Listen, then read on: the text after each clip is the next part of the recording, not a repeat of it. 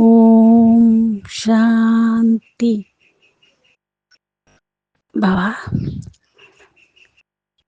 நம்மெல்லாம் ராஜயோகிகள் தான். நம்ம ராஜ்யத்தில் வரவங்க அடுத்த பிறவி ராஜாவாக பிறக்கிறதுக்கு தான் பகவான் அவங்க குழந்தையில தேர்ந்தெடுத்திருக்கார். இது அவரால் சிவனால் செய்யக்கூடிய சேவை. இந்த சேவை அதனால் அவங்களோட வாழ்க்கையே யோகி வாழ்க்கை. வெளியில் உள்ளவங்க எல்லைக்குள்ள விஷயங்கள் அங்கே மனிதர்கள் எப்படி இருப்பாங்கன்னா, அவங்க பொண்ணு பொருள் பெண் ஆசை அந்த மாதிரி இதுக்குள்ளே அவங்களோட எல்லாம் முடிஞ்சு போச்சு. யோகிங்கிறவங்க எப்படி இருப்பாங்கன்னா, எல்லைக்கு அப்பாற்பட்டவங்க. அவங்க ஆத்ம உணர்வு மனம் இது ரெண்டும் எல்லைக்கு அப்பாற்பட்டு இருக்கும். எல்லைக்கு உள்ள விஷயங்கள்லாம் முடிஞ்சு போச்சு அவங்களுக்கு. அந்த ஆத்ம உணர்வு, இந்த மனம் புத்தி பகவான்கிட்ட இருக்கும்போது அவர்கிட்ட அந்த சக்திகள் நிரப்புறோம். அந்த சக்தியெல்லாம் இனிமேல் பவர்னு சொல்கிறாங்க. அதில் எல்லைக்குள்ள மனிதர்களில் விளையாடுற விளையாட்டு பொண்ணு பொருள் அது மேலே தான் ஆசை அவங்களுக்கு. அதனால்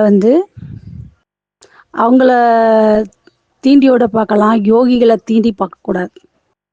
ஏன்னா அவங்களுக்கு பின்னாடி யார் இருக்காங்கன்னா யூனியர் பவர் சக்தி இருக்குது. அந்த சக்தி என்ன பண்ணும்? அவங்க ஒன்றுமே பண்ண மாட்டாங்க. அவங்களுக்கு பின்னாடி இருக்கிற சக்தி என்ன பண்ணும்? ஒவ்வொரு சக்தியாக அவங்களுக்கு கொடுக்க ஆரம்பிச்சிருவாங்க. நம்மளாலாம் நிறுத்த முடியாது. அதனால்தான் பகவானால் தேர்ந்தெடுத்த குழந்தைகள் பகவான் காரியம் செய்ய வைக்கிறார். பகவானுக்காக தான் யோகியாக வாழ்கிறாங்க. ஒருத்தங்க ஆஸ்பத்திரியில் முடியாமல் படுத்திருக்காங்க, அவங்களுக்கு டாக்டர் முடிஞ்ச வரையும் வைத்தியம் பார்க்குறேன், இதுக்கு மேலே கடவுள் தான் காப்பாற்றணும்னு சொல்கிறாங்க. அப்போ நோயில் படுத்துகிறவங்களுக்கு அவங்களுக்கு புண்ணியம் இல்லாததுனால தானே அவங்க நோயில் போய் படுத்திருக்காங்க. அப்போ கொஞ்சம் நாளைக்கு கழிச்சு எழுந்திரிச்சு வராங்க. அப்போ வராங்கன்னா யாரோ செஞ்ச புண்ணியம், அந்த புண்ணியத்தினால தான் சொல்கிறாங்களா இல்லையா? டாக்டர் யாரோ செஞ்ச புண்ணியம், உங்கள் வீட்டில் இருக்கிறவங்க செஞ்ச புண்ணியம்னு சொல்லலை. பார்த்தீங்களா? உலக நன்மைக்காக தான் இறைவன் தேர்ந்தெடுத்திருக்கார். அது யோக வாழ்க்கை. அந்த வாழ்க்கை பண்ணும்போது உலகத்துக்கு தனக்கு நன்மை அடைகிறோம், உலகத்துக்கு நன்மை செய்கிறோம். அந்த சகாஷ் கொடுக்க வைக்கிறார். ஏன்னா இறைவனுங்கிறவர் ஒளி வடிவானவர், அவருக்கு சரீரம் கிடையாது. அவரால் குழந்தைகளை தேர்ந்தெடுக்கப்பட்டு பிரஜாபிதா பிரம்மகுமாரிகளாக தேர்ந்தெடுக்கப்பட்டு இது ஈஸ்வரிய வித்யாலயம், ஈஸ்வரிய யூனிவர்சிட்டி. அதுதான் வெளியுலக படிப்பெல்லாம் ஒரு பிறவிக்காக. இங்கே படிக்கிற ராஜயோகம் தான் 21 பிறவிக்கு 21 ஜென்மம். உங்கள் வேலை 21 ஜென்மம். அந்த ஜென்மத்துக்கு நம்ம புண்ணிய கணக்கை எடுத்துக்கிற இடம். ஆனால் அவங்கள சாதாரணமாக நீங்கள் நினைக்க வேண்டாம், அவங்க ஒன்றுமே பண்ண மாட்டாங்க.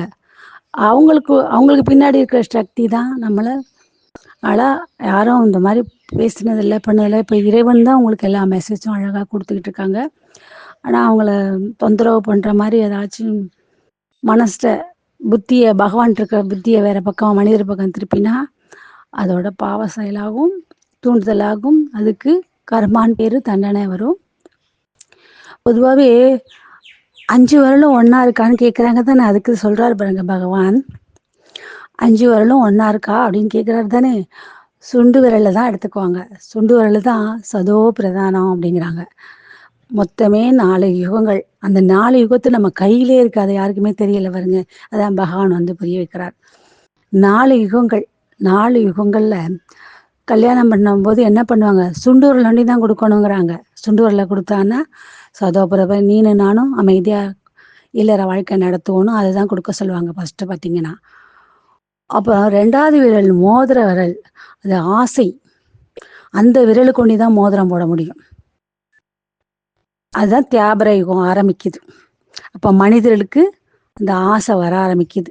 காமம், கோபம், பேராசை, பற்று அப்படி வருது. அந்த மோதிர விரல், மித்த விரலுக்கெல்லாம் மோதிரமே போட முடியாது. அதுக்கப்புறம் ஒரு நடுவிரல் ஒன்று இருக்கு பாருங்க, அது அகங்காரம். என்ன மிஞ்சி யார் இருக்கா அப்படின்ட்டு அந்த ஒரு அகங்கார விரலை காட்டுது அந்த விரல். அப்புறம் ஆள்காட்டி விரல். உடனே எது நடந்தாலும் என்ன பண்ணுறோம்? நம்ம அடுத்தவங்க மேலே தான் தூக்கி போடுறோம். என்ன தூக்கி போடுறோம்? எனக்கு நடந்ததெல்லாம் அவங்க தான் காரணம், இவங்க தான் காரணம், இவங்க தான் செஞ்சாங்க அப்படின்னு. எல்லாருக்குமே யோசிக்கிற தன்மை, புத்தி எல்லாம் கொடுத்துருக்காங்க. அதை யோசிக்க கிடையாது. யோசிச்சா அவ்வளோ துன்பம் வராது. நம்ம துன்பத்துக்கு காரணம் என்ன? நம்ம செய்த பாவங்கள் தான். மனசார எல்லாரையும் நெகட்டிவ் எண்ணங்களா நினைக்கிறது. எல்லாரையும் பாசிட்டிவ் எண்ணங்களா நினைக்கிறது இல்ல. இவ்வளோ கோயில்களை உருவாக்குற காரணம், இவ்வளோ டாக்டர்கள் உருவாக காரணம், இவ்வளோ மெடிக்கல் உருவாக காரணம் நம்ம தான். ஏன்?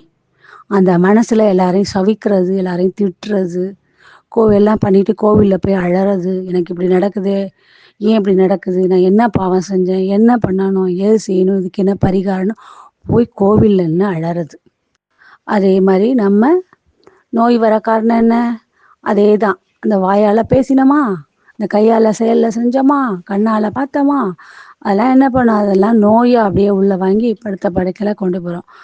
இங்கே வந்தோன்னா, அந்த ஆன்மீகத்துக்கு வந்தோம்னா, மெடிடேஷன், யோகம், இறைவனுக்கு எனக்கும் உள்ள தொடர்பு தான், வேற எந்த தொடர்பும் கிடையாது. அப்போ மனம் புத்தி அங்கே கொடுத்துருவோம். மனம் புத்தி அவர்கிட்ட போயிடும். ஆத்மால என்ன ஆகும்? பிராண சக்தி தான் பகவான்கிட்டேருந்து சக்தி எடுக்குது.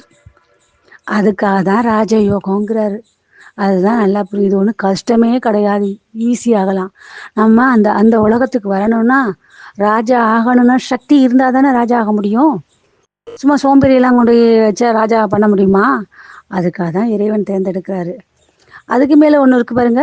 அந்த ஒரு விரல், ஆளை காட்டுற விரல், அது ஆள் காட்டி விரல்னு காமிப்பாங்க. மொத்தம் 4 யுகத்தில் காட்டிட்டாரா? ஒரு கட்ட விரல் ஒன்று காமிக்கிறாங்க பாருங்க. அதான் ஆத்மா கட்ட விரல் சமம் அப்படிங்கிறாங்க. அதில் தான் எல்லா பலமும் இருக்குது. அது யாருக்குமே தெரிய மாட்டேங்குது. அதான் சங்கமுகமாக இந்த கட்ட விரல், அதில் தான் பகவான் இந்த ராஜயோகம் கற்றுக் கொடுக்குறார். அப்போ ஆத்மான்னு தன்னை புரிஞ்சு என் தந்தை பரமாத்மா சிவனை மனசார நினைங்க அப்படிங்கிறாரு. அப்போ துக்கத்துக்கு காரணம் என்ன? கோவில் நம்மளுக்கு இருக்கு, குளம் நம்மளுக்கு இருக்கு, நம்ம பாவத்தை அங்கே தான் போகலான்னு போகிறோம். ஏன் அந்த பாவத்தை பண்ணாமல், அந்த பாவத்தை யோசிக்காமல் இதெல்லாம் இருந்தோம்னா நம்மளுக்கு வராது. ரெண்டாவது என்ன பண்ணுறோம்? நிறையா சவிச்சு வச்சோம். அந்த சவியெல்லாம் மாத்திரை மருந்து ட்ரிப்ஸாக ஏற்றிக்கிட்டு இருக்கோம். எல்லா இடமும் எங்கெங்கே பேசணுமோ அங்கெல்லாம் ஊசியால் குத்தி நுழைச்சி கஷ்டத்தை கொடுக்குது. இது ரெண்டும் இங்கே கிடையாது. ஹெல்த் வெல்த் ஹாப்பினஸ், யார்ட்டையும் சிரிப்பு கிடையாது. எல்லாம் வச்சுருக்காங்க, சந்தோஷம் இல்லை. இல்லாத காரணம் என்ன? நம்ம தான். அதை புரிஞ்சுக்குங்க. அதனால தான் அந்த கட்டவரலுக்கு அவ்வளோ பவர். அந்த கட்டவரில் தான் ஒரு வீடு வாங்கணுமா, ஒரு பத்திரம் பதிவு பண்ணுமா, கட்டவரல் ரேகைன்னு கேட்குறாங்க. மிச்ச நாள் வர ஒன்றத்துக்கும் உதவாது. ஒன்றத்துக்கும் உதவலை. சுண்டு வேறு தான் சதோ பிரதானம். அதே மாதிரிங்க நீங்கள் பகவான் லட்சுமி நாராயணனா ஆக்குறேங்கிறார். நாராயணனை பாருங்க, ராமரை பாருங்க. நாராயணன் என்ன பண்றார்? ஜதையை கீழே அப்படியே பூமியில வச்சிருப்பாரு. அந்த 5 விகாரங்களை வெற்றி அடைஞ்சு சுகமான இடத்துக்கு போயிருக்கார், வந்துட்டார். அந்த ஜதைக்கு வேலை இல்லை. அப்ப வில் பெருசா ஜதை பெருசா? ஜதையால ஒரு அடி அடிச்சா கீழே விழுந்துருவோம். ஏன்னா அவர் எல்லாம் அந்த 5 விகாரங்களை வெற்றி அடைஞ்சு அவர் நாராயணனை நிற்கிறார். நான் அந்த உலகத்துக்கு வரணும், நான் சொர்க்கத்தை பிராப்தி அடையணும்னா என்னணும்? ஆன்மீக ஞானம், ஆன்மீக தியானம் எல்லாருக்குமே வேணும். எல்லாருக்குமே வேணும்னு தான் வந்திருக்கார். எல்லாரும் பகவானை தேடிட்டோம். அப்போ ஒருத்தரை கூப்பிட்டுக்கிட்டே இருந்தால் அவர் வந்துடுவார் தானே. அவர் யார்? அவர் காலன் கல்லாங்காலன் மகாதேவன், மகா காலன். அவர் வந்துட்டார். அவர் வந்தால் என்ன ஒருத்தருக்காக தான் வருவாரா? அவர் பெரிய விவிவிபி. அவர் உலகத்துக்கே அவர் தான் மகான். உலகத்துக்கே அவர் தான் உயர்ந்த சிவபகவான். அவர் வந்தாலும் ஒருத்தருக்காகலாம் வர மாட்டார். எல்லாம் மொத்தமா கூண்டோட கைலாசமா, அதான் முழு உலகத்தையும் ஸ்வாகா அப்புறம் சத்தியுகத்தை சாபனை பண்ணுறதுக்காக வராரு. அதனால் அந்த என்ன நம்ம தூக்கும்போது 4 விரல் கீழே தான் இருக்கும். கட்ட விரல் மேலே வச்சு. ஏன்னா அதுதான் பலம். இப்போ புரிஞ்சுக்கிட்டீங்களா? 5 விரலும் ஒன்றா இருக்கிற காரணத்தை தெரிஞ்சுக்கிட்டீங்களா? அதான் சொல்கிறார் பாப்பா, நான் சத்தியநாராயணன் ஆகணும் அப்படின்னா சத்தியநாராயண கதை டெய்லி சொல்கிறார். நம்மளுக்காக தான் சொல்கிறார். இன்னைக்கோட பகவான் என்ன சொன்னார்? ஒரு உடலை உயிரை வந்திருக்கேங்கிற, இது போறாதா? சாஸ்திரம் வேதங்களை நான் அதுல எதுவுமே இல்லைன்னு நான் கூறிக்கிட்டு இருக்கேன்னு சொல்றார். பக்தி செஞ்சு கீழே தான் இறங்கிட்டீங்கிறாரு. பக்தியில யாருன்னு கேட்டுக்கிட்டே இருக்கோம் அப்படிங்கிறாங்க. இப்பயும் முடிஞ்சு போச்சு. 100 ஆண்டுகள்ல 89 ஆண்டு முடிஞ்சு போச்சு. இன்னும் 11 ஆண்டுகள் தான். இந்த 11 ஆண்டுகள்ல நம்ம இப்ப என்ன ஏஜில் இருக்கோம்னு நினைச்சு பாருங்க. சில பேருக்கு 60 இருக்கும், 70 இருக்கும், 40 இருக்கும், 50 இருக்கும். எடுத்துக்கிட்டானோட சீக்கிரமா இதெல்லாம் ஃபாலோ பண்றது கொஞ்சம் கஷ்டம். அதனால இன்னைக்கு இந்த மெசேஜ் கேட்குறீங்களா?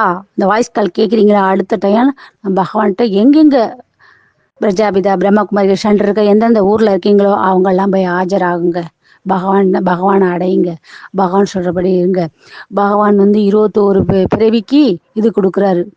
கல் மண்ணுலலாம் அவர் இல்லை. அவர் அவர் வீட்டில் பரந்தாமத்தில் இருக்கார். தேவதைங்கிறவனை பக்தி செய்ய சொல்ல மாட்டா. சாது சன்னியாசியும் பக்தி செய்யும் சொல்ல மாட்டாங்க. ஏன்னா சாது சன்னியாசினா அந்த பிரம்மத்தை தான் வணங்குவாங்க, பிரம்ம தத்துவத்தை தான் வணங்குவாங்க. அவங்களும் போய் பக்தின்னு சொல்லி பண்ண மாட்டாங்க. அது மாதிரி தேவதையா இருக்கவங்களே எனக்கு போய் பக்தி சொல்லின்னு சொல்ல மாட்டாங்க. நம்ம தேவதைகளா இருக்கோம்னா இந்த மெசேஜ் கேட்டோன்னா நானும் ஆன்மீக தியானத்துக்கு வந்துட்டேன், நானும் ராஜயோகி அப்படின்ட்டு அங்கங்கே இருக்கிற சென்டரில் போய் இருவனோட குழந்தையாகுங்க. எல்லாரோட குழந்தையாயும் ஆயாச்சு. இதான் கடைசி சயின்ஸ் நம்மளுக்கு கொடுத்துருக்காரு. அப்புறம் ராமரோட வாழ்க்கை என்ன? போராட்ட வாழ்க்கை. அப்போ அங்கேயே வந்துடுது பார்த்தீங்களா, அவருக்கே வந்துடுது பாருங்க. சீத்தைங்கிறவ ஆசைப்பட்டதுனால, மான் மேலே ஆசைப்பட்டதுனால என்ன ஆனது? சீத்தைக்கிட்ட சொன்னார், வேண்டாம் சீதா அது மாயமானு. கேட்காததுனால என்ன? ஆசைப்பட்டா துன்பத்துக்கு காரணம். என்ன ஆச்சு பாருங்க. ஆனால் இங்கே வந்தா நம்மள்கிட்ட இருக்கிற அவகுணங்கள் தான் போகுது, சுபகுணங்கள் வருது. அன்பு, அமைதி, ஞானம், சக்தி, ஆனந்தம் தான் வருது. நம்ம என்ன வச்சுருக்கோம்?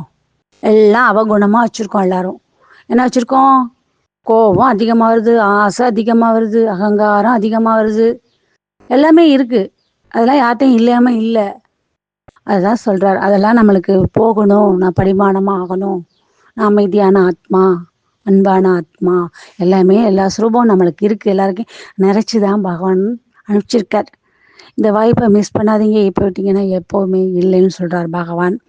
இதை நீண்ட வயசுக்காலாக இருக்குன்னு நினைக்காதீங்க. இதில் ஒவ்வொரு தத்துவம் பகவானோட மகா வாக்கியங்கள் ரத்னங்களாக கிடச்சிருக்கு. அதனால் பிரம்ம குமாரிகளை நீங்கள் இது பகவான் சனக்கு சமமாக ஆக்கிக்கிட்டு இருக்கார். ஏன்னா இறை சேவை செய்கிற ஊரே உலகமே தூங்கிட்டு இருக்கும். சாப்பாடு சம்பாதிக்கிறது, சாப்பிட்றது, தூங்குறது தான் அவங்களோட தேட்டம் இருக்கும். இங்கே ஊரே தூங்கிட்டு இருக்கோம். நம்மளை ஏந்திரிச்சு ஊருக்கு நன்மை செய்யறதுக்காக செய்ய வைக்கிறார். அதனால் எங்களுக்கு டயர்டு தெரியலை, பசி தெரியலை, கஷ்டம் தெரியலை, ரொம்ப ஆனந்தமாக வளர்க்குறார். அவரோட போகணும்னா வெண்ணெயில் முடி எடுக்கிற மாதிரி இந்த ஆத்மா எல்லாத்து மேலேயும் பற்று இல்லாமல் போகணும். கொடுத்தார், அனுபவிச்சோம், பண்ணினோம் அப்படின்னு தான் இருக்கணும். சிவன் நினைவிலே இருந்தால் அவரோட அவர் வீட்டுக்கு போகலாம், போய் முக்தி, ஜீவன் முக்திக்கு அடையலாம். இதுதான் இறைவன் சொல்கிறார். இது ரொம்ப ரொம்ப ஈஸியானது. சகஜ யோகம் ஈஸியானது. அதான் ராஜ திலகம். ஆத்மாங்கிறத மறந்ததுனால தான் உங்களுக்கு இன்னும் அல்லல் படுறீங்க அப்படின்னு சொல்கிறார். அப்போ என்னாச்சு? 5 விரலில் அத்தனையும் இருக்குது. 4 யோகத்தை சொல்லிட்டு 5வது கட்ட விரலில் தான் அதான் தனியாக நிற்கிது பாருங்க. 4 வரும் சேர்ந்துருந்தான்னு தனியாக இருக்குது பாருங்க. சங்கமும் சின்னது. அந்த யுகத்தில் பகவான் மகா வாக்கியம் சொல்கிறாங்க. ஆனால் அந்த ராஜ்யங்கள்கிட்ட நம்ம தப்பாக பேசவோ தப்பாக நடந்துட்டோமா அவங்க ஒன்றும் பண்ண மாட்டாங்க. அவங்களுக்கு பின்னாடி இருக்காங்க பாருங்க அந்த இயற்கைனா என்ன? உடம்புக்கு நோய் கொடுப்பாங்க. இயற்கையான உடம்பு தானே இந்த உடம்பு. அது மூலம் உங்களுக்கு நோய் வரும். அவங்கெல்லாம் தண்டனை கொடுக்க ஆரம்பிச்சா நிற்க மாட்டாங்க, ஹையாக கொடுத்துட்டு போவாங்க. அதனால் பயப்பட வேண்டாம். தப்பு பண்ண மாட்டோம். தப்பை செஞ்சதை பாவத்தை கழிக்கிற இடம் தான். பாவத்தை கடையிறவர் யார்? பரமாத்மா சிவன் தான். அவரை தவிர எவரும் கிடையாது. ஆனால் தன்னைத்தான் உணர்ந்துக்கலாம், மற்றவங்களையும் புரிஞ்சுக்கலாம். அதுக்கு தான் பகவான் நம்மளை அழைக்கிறாரு. உங்களுக்கு இப்படிப்பட்ட மெசேஜ்லாம் கொடுக்கறது அவர் தான். செய்பவர் சிவ பகவான். ஓம் சாந்தி.